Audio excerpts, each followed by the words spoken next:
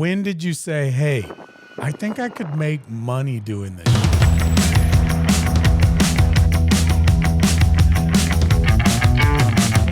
Today on Business Under Fire, we're with Angela Twitero, and she has Angela King Designs, AKD Designs, and all kinds of stuff that involve what? Making uniforms for cheerleaders and performers and dancers. And not just in the U.S. No, we're worldwide. Yeah. Can you even believe that that can come out of your mouth? I don't even think about it half of the time because, you know, when you do what you love, you're just in the trenches. You just are doing. And when opportunities come your way, you know, you take them, you do, but you're still creating your art wherever that is. So whether we're in Mexico, whether we're in Japan, maybe we're Canada, wherever that is, we're doing what we do. It's just amazing. I have a buddy that's calling that wants me to do a podcast from London, and I've never done business in another country, and you're probably one of the few people. I mean, there's not many people that get to do business in the States and other countries, and you do. Yeah. Yeah, no, I wouldn't be afraid of that at all, Tommy. You're good at what you do. And the people who want to plug you in those different countries, they know what they're doing. So you bring your talent, and then they've got it all set up for you. So take us back. One of the things that people don't know about you, if they're listening to this and they're not from McQueenie or Texas, is that you were a San Francisco's 49ers cheerleader. How did that start? Did it just start in high school that you were cheering and you enjoyed it? Take me through that. My earliest memories are me in a dance studio. I was a studio rat, that they call them. So when you're young and you're taking dance lessons, you know, I was in that studio. I didn't leave. I took my classes that, you know, my parents paid for me to take, but then I stayed around. I assisted teachers. I helped behind the desk. Like, I loved everything about the dance studio. So I was there just constantly. My mom would take me to Las Vegas. I spent my summers in Hollywood dance lessons. I've danced with some of the best, you know, growing up, learned from some of the best growing up. So back in those days, and we're talking the 80s, I was also teaching for a cheerleading camp company. Actually, now that cheerleading camp company is a part of the largest one in the world. They own everything cheerleading, and that's kind of where I got my grassroots from. They were doing the entertainment for the San Francisco 49ers. And they started out, there was majorettes that twirled batons for the 49ers back in the 70s. And so they decided they wanted to bring in a dance team. And it was a little bit touchy because cheerleading back in those days on the professional level wasn't all that popular. There wasn't all of the social media so people could truly understand the job of a professional cheerleader and what it all entailed. That didn't happen back then. And especially in a city like San Francisco, where there was sort of a climate for what females, you know, could do and what was accepted on. So the 49ers weren't really sure if they brought in cheerleaders, was the Bay Area community even going to accept it? And so we didn't know either. So what they did was they handpicked. How many were there? There were 12 of us the first year, 14 or 12 of us on the very first team that the 49er cheerleaders ever in existence, ever. We were all handpicked, and they picked dancers, and they picked women that they knew could speak in public, could put across the right image that San Francisco would expect. And I was 17 years old. I had just graduated high school. Young. And when I look at, you know, my kids now, when they were 17 and graduating, I'm thinking, man, that's the year I started in professional cheerleading. That's the year I started with the San Francisco 4. I was 17 years old. I was the youngest one on the team. And so we didn't know what to expect that first year. There was all kinds of lights and cameras. Entertainment Tonight was following us around through rehearsals and stepping on the field for the first time and getting ready in the locker room. And so we didn't know what was going to happen. We could have stepped on the field that first game. Everybody could have hated it, and there would never have been another team of cheerleaders. But then the next morning, So we do the game. It's all great. You nervous as anything? You know what? No, because we were so ready and excited, and it just felt like you were doing another dance performance or another, but on that field. And the minute you got on it, all the people in the crowd, the electric Fired energy, fired up. And so the next morning, we didn't know. And I remember waking up, and I was staying with my parents, and my mom came in with the San Francisco Chronicle. And on the front page of the San Francisco Chronicle was a photo as big as the page. And it was me and a couple of other girls. And it was something, saying that they were a hit, like we loved them. Cool. And so from that day, the 49er cheerleaders were born. Yeah. How cool. Yeah. And I love going back. We have reunions every 5 years. And I'm fortunate. So I cheered for the team, and then I ended up coaching and directing the team. Oh. So I was with the 49ers for about 15 years. That's a long time. It's a long time, and I got those rings too. Oh, cool. I was there for the Super Bowls. And so every year at our reunions, they invite me to maybe speak to the group and that sort of thing. And I love telling the stories. I love telling where it came from, because a lot of these cheerleaders now, they just know that they're fortunate enough to be talented enough to make that team, but they don't know where the team came from or how it got started. That is really cool. And then moving forward to today, those girls have to be the cream of the crop dancers. And you don't know this, but my ex-wife owns a dance studio. Oh, really? And she went to college for ballet, and she was awesome. And she was fortunate enough a few years ago to get her own dance studio. Nice. Which we got to get her on here too, because it's a crazy story of how she got it. And she's opening her second one within a few months. So I get to watch all the dance stuff, which both my sons dance. They hate it. Good. Landon is he will kill me if he sees this. He is really good at ballet. So she always has to have him fill in. But he's getting the, pushback from kids at school that he does it. So he dances under a alter ego name. Yeah. So his name isn't even on the thing. That's so sad because, there's so much masculinity in dance these days. I see it because I'm in the LA dance world a lot.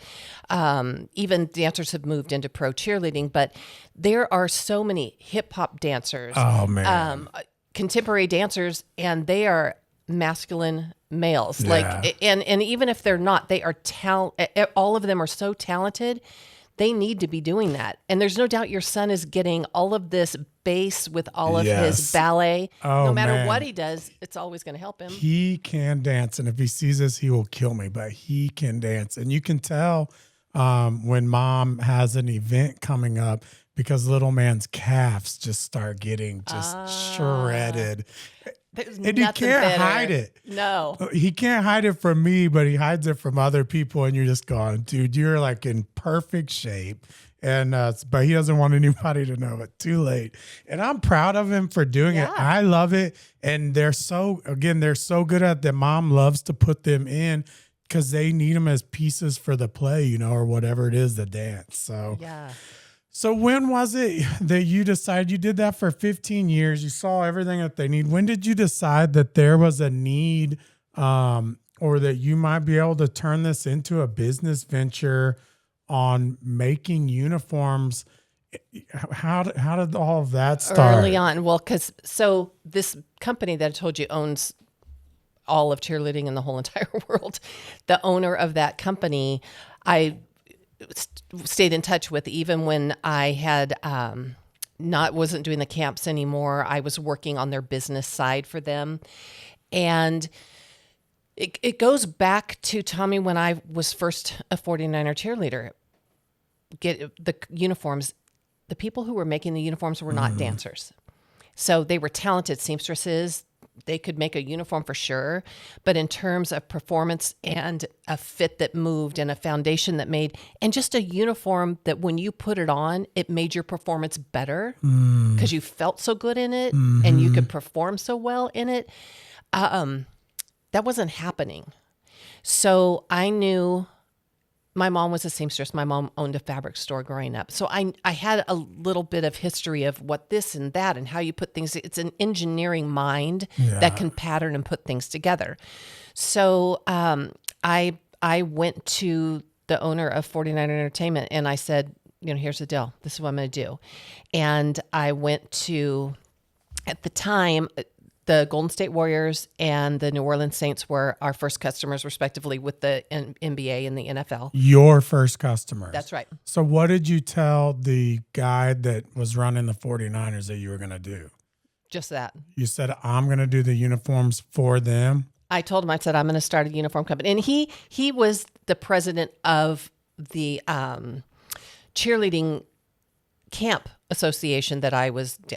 This person has been in my life since a very young age, all the way till now. Somebody I really, really respect. Mm-hmm. And he knows me, and he's the one who hired me to coach the 49ers and, hired me for things, gave me opportunities well before that. And so when I told him, I go, this is what I'm doing, and nobody's doing it. And he just looked at me and he smiled and he's like, because he knew in that moment that I was going to do it. So he was on my side from the very start, and it kind of just built from there. Using what I knew, I developed a staff that could sew, and I just started designing, listening to my customers, what was the need. How are you even designing a uniform is this the late 80s or early 90s? By hand, drawing. I was sketching. Yeah. Yeah. No, I know. It's crazy to think. Yeah. And so you would sketch these uniforms up and present them to whoever was in charge of that organization? Yes. Yeah. And, with NFL teams, NBA teams, I mean, there's steps they have to go through of approval, and it could go from the owners down. It could go from president to vice president, marketing down. There's all the people who put their stamp of approval on things. But the uniforms we've created over the year, they're iconic. And they were, in the first two customers you had were who again? New Orleans Saints, Golden State Warriors, and then the 49ers too. Who else would... Sacramento Kings. We did a lot of the West Coast starting out. Did you spearhead all of this on your own, or was the guy that you were speaking of, was he helping you get in? How did you even get in with, say, the Saints to say, hey, I'm Angela, I have this background? How did you get in with them? I was in the circle of all of these people because I was directing 49ers, but I was also doing the NFL foreign games. So if the NFL was playing in Europe and they were going to do Berlin and London and all the different cities, they would bring in different football teams to play. So I would have exposure to those. So I knew the directors of the cheerleading teams. And then there's code calling. You're like, that's what I was getting at. Was it an automatic, oh, of course, come on in and help us? Or was it you had to knock on that door 3 or 4 times, you had to keep calling? In the beginning. What did it take to get in? Well, there was such a need nobody was doing. And so people wanted it. So that wasn't hard. They knew my reputation. They knew who I worked for. They knew that industry was small in those days, very small. Mm-hmm. It's still small to this day. Everyone still knows each other pretty much. But back then it was even smaller because the NBA, the NFL, that was about it. Mm-hmm. The hockey teams, there's NHL teams now. They didn't have teams back then. Things like that. It was just a small network of people. And so, yeah, people wanted it. And then when you get an order for, say, 15, 30, 50 uniforms, how did you get money to start doing this? Were you saving your money when you started? Yeah. And I walked in to get my business license with like $500 in the bank. Yeah. I'm doing it. Yeah. Oh, it's a great. And then when did the ball really start getting rolling? Can you explain some of the early years of the customers, how you acquired them and how growth started, when you added your first team member and stuff like that? Yeah. The growth came quickly because people, again, they wanted this. They wanted uniforms made by a dancer for a dancer, because I understood it. And, bringing on people for staff, that's hard, because a lot of people, you can sew, and a lot of people, they're very talented seamstresses, but unless you understand what it takes in our niche of the world of cheer and dance uniforms, it's a big education process. Are you guys going out to each team and fitting each person individually? Because these dancers, they're all bodies in all different shapes and sizes. These clothes are getting worn in every position you can think of. So how are you fitting these dancers? It depends on the team and the level of involvement that they want put into their uniforms. So we have our black label. House of AKD is our black label uniforms. We will design, pattern, manufacture, and in the middle of a prototype, and in the middle of that, if the team wants it and can afford it budget-wise, we will come in and fit the entire team. Then there's other labels where we'll come in, or we don't even come in. It's a small, medium, and large. And, which is probably a small, and small. I'm telling you, they just keep getting smaller. But it's funny because I hold them up in the medium. I'm like, I'm not sure who wears this anymore. It's not me, but So it depends on the team, and surprisingly, however the team decides to do it actually works perfect for them. I don't have any of our clients that I can think of. I don't have any that if they're ordering small, medium, large, it's a bad choice.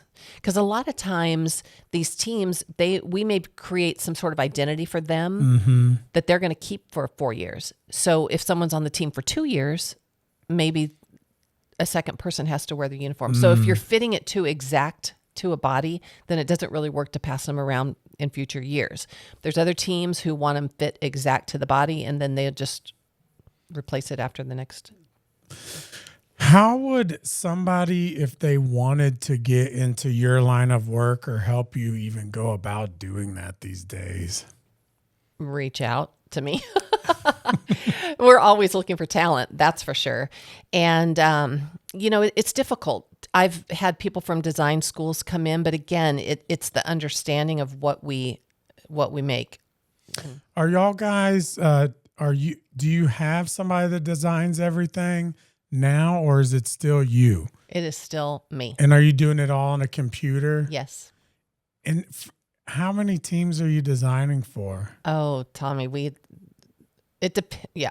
You can't count. You'd have to get a spreadsheet to count them. Yeah. But the thing is, I'm not designing for everybody all of the time. So, and I'm under 5 non-disclosures at the moment because there's things and we're developing for teams and they're creating new logos or helmets or uniforms and stuff that I have to be privy to, because maybe I'm working alongside of, if Nike is doing their player uniforms, I'm working aside Nike to take what is happening there and taking it over to the marketing and community relations side of things for that. So it's kind of a brand. One of my favorite things is working with branding and working with these teams and meshing up with the player uniforms and what are we going to do over here. That's one of my favorite things to do. But once you develop something like that, you're not developing that every day. Now, it would be so nice if I was doing a spring collection and a fall collection, but that's not my business. I'm developing every week. And so when you go and do this, you're not just selling the uniform. You've got to charge for your time, for design, for talent. You're everywhere. You're on a flight somewhere all the time. Yeah. I just don't know how you would mix that in, but you got to bill for your time. Yeah. And it takes a lot to get a quality product, obviously. It does. And my customers understand that. They really do. They understand the couture end of things. I was in a meeting with one of our customers, a few weeks back, and we were talking about the uniform, and all of a sudden, and I'm sitting across from VPs who are very stylish, like they've got it going on, and all I had to say was, "Don't take the Saks Fifth Avenue out," and they went, "Got it." Like they knew that what that meant immediately. Our customers know when they're coming to us, they're going to get something really good. Man, it's such a unique niche of work that you do. Yeah. And tell me about one of the teams or some of the outfits that you designed for people in other parts of the world. Do you do football or soccer in other parts of the world? Soccer. Do the soccer people even have cheerleaders? I don't think so. Because in Japan, it'd be baseball. Yeah. And they've got the football over there, the Canadian Football League. And even in Germany, and that it's football. I never thought of that because the soccer teams, football in other countries bring 80,000 people. They don't have cheerleaders. No. I never thought of that till now. No, we talked. There was at a point where we thought we were going to get something done in Madrid, but that didn't happen. So yeah, that would have been cool. Yeah. What are some challenges that you've been through along the way growing this business? How long have you had this business? I'm going to go ahead and say about 35 years. 35, 36 years. Wow. Yeah, definitely 30. Yeah, 36 years. What have been some of the, how was COVID? Did that have an impact on you? Yeah, it did. Well, it did and it didn't. It did because we couldn't bring people into the office. You know, Texas for a short time shut things down like that. But the teams knew it was going to come back. Mm-hmm. And they kind of wanted to keep their budgets rolling. So we were still in design process with teams, knowing that when it came back, we were going to kick in with this particular outfit. So we went into making face masks. Oh, I've heard that a couple times Yeah. With other people as well. Do you guys, how does your operation work? Do you have a building where your seamstresses work full time? Yes. And where's that located at? That's outside San Antonio, north of San Antonio. The reason, and let me tell you why, Tommy, because we've always had in-house manufacturing, mm-hmm. because at the end of the day, we're a deadline-based business. Mm-hmm. We're not you order it, we're going to deliver it in 5 months situation. We are deadline-based because we're dealing with events. And so you have to control your manufacturing, which means you have to have it in-house. If you're hiring a cut and sew operation to do mm-hmm. it, they've got their own schedule and you can't control it. So there have been times where we're doing 500 of this and 600 of that. And definitely a cut and sew is the right thing to do because you don't want to bog down your 30 production and your 30 production and your 50 production. 600 needs to be done out of house, but we have some pretty strong agreements with people that can cut and sew houses that can do that for us. Mm-hmm. And we can kind of control it in a way.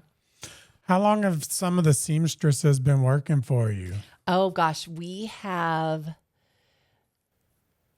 let's see, 16, 17 years for sure. That's another unique job that, or talent. I mean, that is a talent. And one of my neighbors up in Lubbock is a fine men's clothier. Oh. So he has some seamstress guys that work for him, and that is just, but they seem to like it. Yeah. He hasn't had a bunch of turnover over there, and another guy we had on here has had a seamstress guy for years, and they seem to like it back there, just kind of doing what they do. So that's neat that they've been there. And what does a typical day for Angela look like? What are you doing? Yeah, office day. Well, I keep a real strong hold on production. So I run the production calendar. So I'll go in and I have the production calendar. The first thing I'll do is look to make sure people are on track because we set goals for everybody.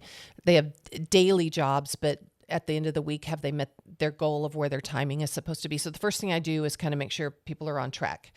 I will make sure that all supplies have been ordered for jobs because I don't want anything to fall through because then that affects your deadlines. But our office manager, she controls all of that, does all of the ordering. I'm pretty much dealing with clients most of the day. So you're the salesperson for you. Yeah, we used to have a nationwide sales rep team. Mm-hmm. And so all throughout the U.S., we had people that handled the particular areas. They were all former cheerleaders, all really, really great people. But right before COVID, then it was like, I don't know that I want to bring that back. You know, it's one thing to be big and having to run at the pace of being big. Mm-hmm. And then after COVID hit, I realized that being big is not always better. Yeah. So we just kind of came back to a comfortable size after COVID. Isn't it amazing how much you can sell, though, compared to a sales team? Yeah, everyone wants to talk to me. They really do. Yeah. But just the production of the owner and then you, the amount compared to somebody else that doesn't own the business and isn't paying attention to all of, what people in the office, like you've got to get these things. And it's just the amount of volume that you can handle yourself compared to salespeople. Is Yeah. nuts. I mean, you know that for sure. Yeah. It's wild. But what does what was the growth for you starting out? Like, how did you handle that? And when did you start adding seamstresses? Were you sewing these items yourself in the beginning? Like, where did this, and who taught you all of this? Is it just, how did you learn to run a business? Yeah. By fire. You know this, right? How'd you learn, Tommy? Yeah. I know, right? I have sewn. I have sat behind the machines. I've sewn when production runs tight and we need extra help. I'll go in and I'll sew. Haven't had to do that in quite some time. Rhinestoning, putting on the embellishment stuff, all I've of watched those. that. Yeah. Yeah, I'm sure with the dance studio, right? I've watched. Yeah. That's a lot of work. Yeah. A whole lot. Mm-hmm. How do those rhinestones even stay on?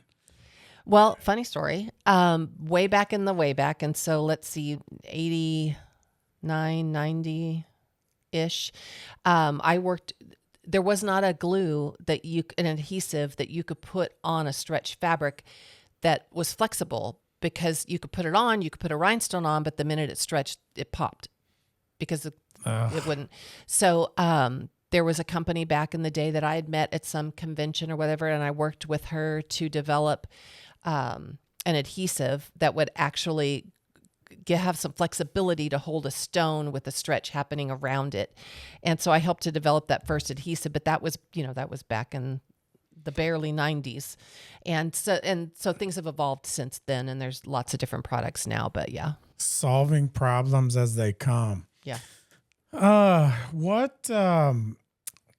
You've been doing this for a while. I don't want to say a long time, because when you're talking about your kids in college, that's kind of coming onto me as well, because my daughter is a year away from graduating high school. It's like, how did we get here? Gosh, right. How did we get here? But what would you go back, and you again have a worldwide business, which is already insane. What would you go back and tell 20-year-old Angela?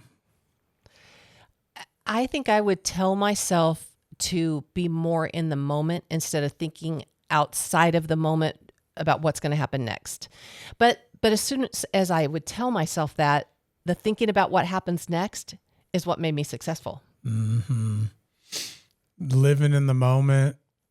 I think that that's one of the things. I have a tattoo that says "enjoy the moment," because I think as entrepreneurs, we're always thinking about what's next. Yeah. And but I also think that's what keeps the ball rolling, and finishing out the task that you thought of, and then closing that chapter and moving on to the next is what makes you a successful entrepreneur. Yeah. Because everybody could leave the doors open and leave. The way I actually look at this is when you go, I bet you have quite a shoe collection. Well, I have quite a shoe collection as well. And when I go into my closet, sometimes my shoes are a wreck. And I'm going, this just needs to get cleaned up. And I go back and I clean it all up. And every time I do that, I start thinking about that's how my business is, and it's time to go clean up some stuff and then move on to the next step. Yeah. Which is an odd analogy, but my closet in Lubbock is pretty big, and it gets to be a wreck. So That's the analogy of closing out things. How has working for yourself been for you? Would you change anything on this path or? I've had a lot of success, and the success will fall into your path without even trying if you're in doing what you love, doing your art, getting in there and work blood, sweat, and tears through all of it. And so I don't, a lot of times I think I've just worked too much. I never stopped working. I was always, so, sometimes I think, oh, I wish I would have, enjoyed a little bit more or taken a little bit, but I love my work so much. And even when I'm traveling for work, and work is fun, and I like my clients, and I have fun with them, and we're creating, or, I'm at some sort of a sporting event, the energy that surrounds me by just purely the people that I'm around, the energy that surrounds me is at the highest level that I wouldn't change it. You do get to go to a lot of fun events and stuff. What's on the top of your list, and run us through a day of one of those events, because you get to go to a lot of high profile things. Yeah. Run us through a day of that, of one of your favorite ones. Let's see. Well, it's always exhilarating to walk onto the field of an NFL stadium. And so getting there, usually get there early in the morning before anybody else has arrived. There'll be a particular place that you have to enter, and getting to the cheerleader locker room is usually where I'm at. Do all the cheerleaders know who you are when you get there? Yeah, pretty much, because I've worked with the teams so much, And so, yeah, usually they know.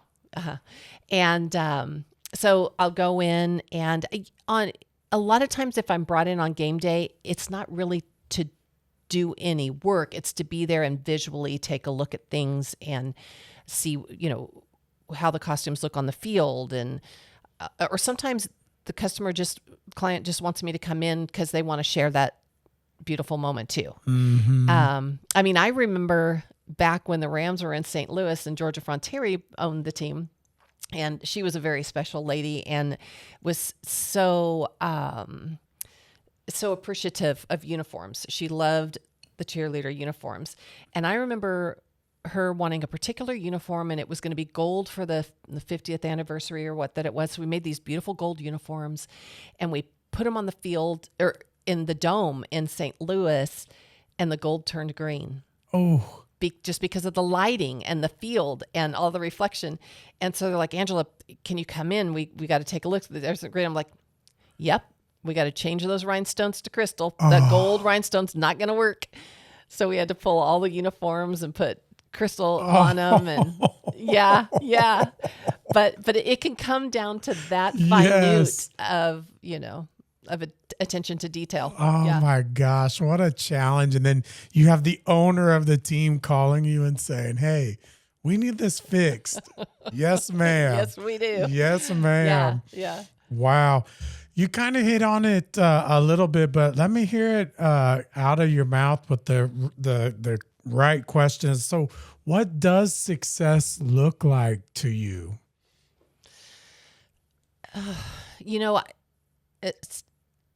I don't know that I ever feel like I'm a success.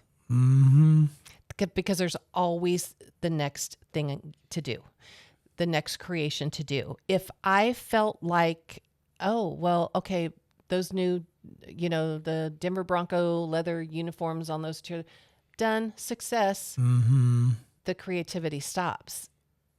It's ever changing. It's ever building. And so I might look at something and go, that's awesome.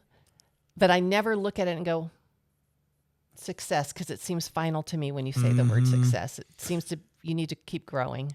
It's interesting that you would say that, because I feel like you would feel that that's complete and you're happy. And in the same sentence, you're like, there's always more. Yeah. And I feel like that's just in the blood of an entrepreneur, type A personality. As soon as I get comfortable with anything, I'm like, it's time to get uncomfortable. You're getting relaxed, which means that the creative juices have stopped flowing. Yeah. No, you got to keep going. Do you ever sit still? No. And I don't watch television.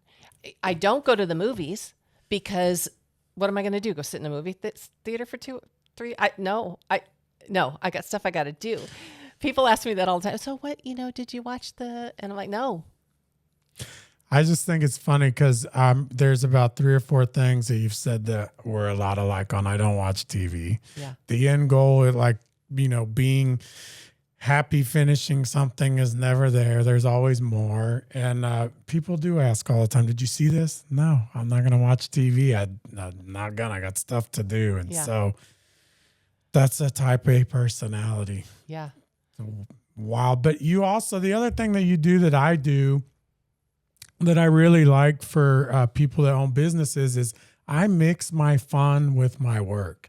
So I go places, I do things, and to me that is the fun part of working. For instance, when we go fly a plane somewhere, we do something, I'm never gonna just sit by the pool. I can't.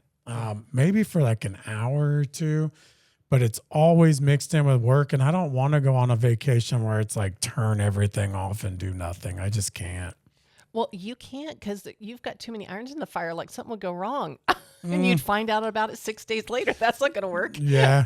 They try not to call me anymore. If they call me, it's a big problem. And I'm lucky that we have great staff that handles a lot of what we do. And lately in the past, maybe about a year and a half, when people say, when are you going to be in Lubbock? When are you in Port A? I've stopped making excuses. And that's one thing that's happened to me that has really been, just kind of controversial for me is I can't make excuses anymore about being here or there. Like I just can't be everywhere. Right. But that's when you lay it, the staff takes care of it. But as a person, that has been doing this forever, I want to be there. I want to say, no, I'll take care of it, but I can't. And so you have to rely on a lot of people. Like you have to rely on your seamstresses to deliver an excellent product. Who looks over that stuff when you're done? Yeah, exactly. So, and we could do an hour on hiring and firing and quality and this and that. HR. And I know. What else do you have that you'd like to share with us? I'm active with the NFL Pro Cheerleader Alumni Organization. I sit on that national board, and that consists of NFL teams throughout the U.S., and the cheerleaders have an alumni program, and then like NFL player alumni. Yeah. Yeah. How often do they meet up? Every 2 years, there's a large gathering. This next summer, it'll be in Miami. The Dolphins are hosting it.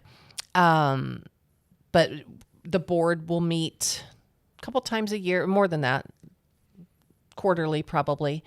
So it's a really good organization. And through that's where I was selected to be in the first group of NFL Pro Cheerleaders Hall of Fame. And that was in the year 2022. So outside of my work, I still try to give back to the community that supports me, gave me opportunities. They did, and it's such a niche that you got into, and just the cheerleaders now, like they can dance. Yes, and you guys are like the moms to the cheerleaders now. Yeah. Yeah. It's, but I came out of such a strong dance, Dance with Paula Abdul. Like that's the world that I came from. And so, watching it evolve and watching all the opportunities that are available now for dancers that weren't available back then, it's wonderful. Even just in the world of cheerleading, with what the cheer gyms have done to provide opportunities for adults that want to still continue to cheer, and that's neat that they do that. What's next for AKD for your business? What are y'all looking at in the future? Yeah. We're still developing, and that's the good thing when teams are creating new. So a lot of us, like I said, I'm under non-disclosures about what is in the future and what we will be developing and what we will do. Are these with materials and designs, or do you feel like with the technology and everything that the materials are pretty much set? No, it can be different materials for certain. I have resourcing I have to do quite often just to try and make sure that people have their individual sort of persona, image, branding. Do most of the materials come from out of the country, or are they sourced here? We import. Yeah. Just a unique outfit to put on. Well, I have enjoyed our conversation. You have quite the story, and I don't know, you're kind of on a pedestal of the cheerleader world. And I love you're like, no, I'm not, but you are. And it's really cool to watch and see. I love seeing you going to the events, and now we know what you're doing. Yeah. So, yeah. Do you have anything else? Where can anybody find you? Do y'all do uniforms for, smaller companies that need, let's say a high school needs it, or a dance school? Do y'all do that as well? We do. We do some high schools that are on the competitive level. So we've got a big chunk out of Arizona and California, but the competitive teams. And then for collegiate, we do that too. Like we do all of University of Utah. We have a number, the Utes. That's where Mariah went to school. Oh, really? Yeah. Yeah. So, we definitely have college and a few high school. We don't do too much high school. Where can people find you at if they want to get a hold of you? So Instagram, the House of AKD, House_of_AKD on Instagram. And you can see some of the stuff that we do there. We also have a label that produces audition wear. So if someone's going to audition for a team and they need an individual outfit, they can go on to our website, angelakingdesigns.com, and they can say you like this particular top style and you want it in black and red, or you want it in blue and pink. You can select the colors that you want, and then that funnels through a different part of our company, and we make audition wear. That's cool as anything, and I would have never thought of that. Yeah, it's a big market, and actually a market that I really wanted to support, because it'd be easy not to do that because you're making one-offs. Did you spearhead that, or who thought, let's do audition wear? It kind of came naturally because people wanted, came to us going, can you make this? Can you make that? And for years we said, nope, we can't do anything less than 8. If it's less than 8, we won't do it. But then it became popular enough and enough of a demand that we're like, okay, this can support itself as its own separate entity label called we call it Go Wild Wear. And it's its own label, and yeah. That is cool. That's so cool. You got to have something else that I haven't heard of. Yeah. That is so neat. So it kind of, full circle. We can help the person who wants to look really good when they are going to audition for a team. It's important as anything. Yeah. Yeah.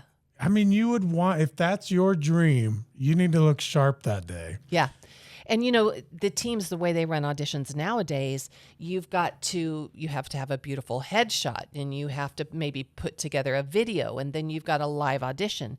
So it's very smart if you're in the same outfit through all of those things, and it has to be a really good outfit to start with, because you're going to be in your picture. So judges are going to see your photo, and then they're maybe going to see you, and they're going to go, oh, the girl in pink. Have you could sit there and coach these cheer girls or dancers the whole way up. How do they get the information that you just told me? I know. How do they don't know that? I have been asked, there are companies, businesses that girls can go to and they can pay, and then they get coached for auditioning. How do you interview? How do you look? Who does your makeup? What's your photo supposed to look like? All of that. There's businesses that do that. And I'm so thankful that they're out there, because there's a need for them. And some of those companies have come to me, and they've wanted me to participate in helping to coach people, but my timing just doesn't allow for that at this point. But Would you ever thought when you were 17 that you would be in this? I mean, this is probably what you're going to retire from. Yeah.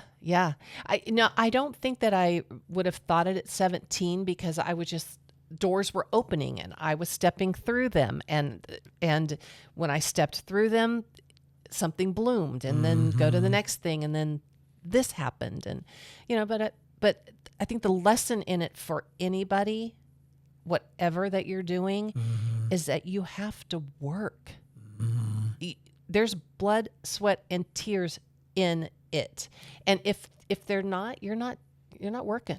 And so this has been obviously the hardest thing you've ever done, and just push consistently. Yeah, it's never really felt hard. Sometimes it felt like work, where I was putting in and I had to learn, and what I didn't know I had to figure out. But it was all because I wanted to. And I was at an event in New York with Bob Mackie. He's a big designer, Cher and all of that kind of thing. For me, he's my idol. Bob Mackie. And I was at a New York event, and he said the same thing. I mean, it's just like you and I talking. You're like, you and I said the same things. To hear Bob Mackie say, you just work every day. And if the glory comes, if some sort of praise comes from the work that you did, okay, but don't do it for the praise. Right. There are a lot of ups and downs as an entrepreneur. And I think one of the top rules is just keep going. You're going to have so many potholes, and it sounds like you've had them too. And it's just none of it's easy. If you're thinking about working for yourself because it's easy, you just got into the wrong line of business. Well, and that's the hard lesson I think a lot of people learn, because they think they can start out and go. And as soon as you think that, those cheerleaders are going to get on that field in St. Louis, and the outfit's going to be the wrong color. It's going to look green under the stadium lights, and you're going to have to go fix it. That's exactly right. Yeah. Oh, man. Well, as normal, I didn't know what questions I was going to have for you today. I came and wrote down a bunch of them, but we are approaching an hour. Oh, my gosh. Which that is went by crazy. quick. I know, but that's why I love it in here. It's just relaxing. I finally got the AC right in here, but I feel hot, but it was freezing in here earlier. So I moved it up. But this whole thing is kind of like a reality show of entrepreneurships. We've had cameras go out. We have audio, but eventually when you work on it, it all comes together somehow. And I don't know what we're going to do with this thing. I think I've told you we're doing 52 of them. You're about number close to 30. So we'll see what happens with them. What I'm getting out of this is I love the stories that I hear, and I have really enjoyed your story and getting to hear it out of your mouth instead of watching it on Facebook. And I think that you're an inspiration to people to follow their passion and their dream. It's such a neat story. And sometimes when you're looking in the mirror, you don't feel that way but from the way I see it, I love it. I love that you are doing stuff all over the world, and I wish you the best of luck, and just keep doing what you're doing. Thank you, Tommy. Yeah. Thank you. All right. Well, let's wrap it up. Where can they find you again? Instagram. My personal is just Angela King on Instagram, or House of AKD on Instagram. The website is angelakingdesigns.com. Sweet. Well, and this is Business Under Fire, and we appreciate you guys being here. Thank you, Angela. Thank you. If you're looking for the best Tex-Mex in Lubbock, Texas, look no further than Miguel's. We're located right off of Broadway. In addition to great Mexican food, Miguel's building inside and outside is 100% hand-painted by local artists. So if you're the artsy type and you want to spend a little bit of time and get a meal at a great restaurant, come see what we have at Miguel's. You won't be disappointed.